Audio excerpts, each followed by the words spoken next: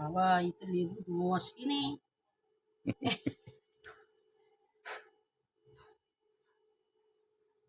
আমাদের কাছ থেকে না না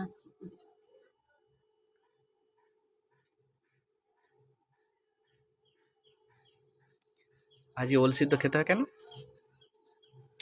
ভাদ্র মাসের প্রথম রবিবার খাই, কিন্তু এবারে সংক্রান্তি পড়েছিল প্রথম রবিবার ভাদ্র মাসের, এটাই হলো ভাদ্র মাসের প্রথম রবিবার ওল ভাত খাই।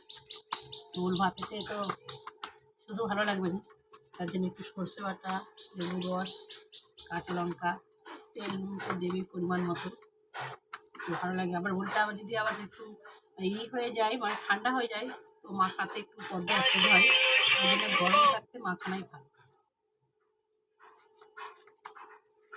যাই হোক, এই যে আমাদের ওল ভাত একেবারে রেডি। দারুণ হয়েছে, খেতেও সুন্দর লাগবে।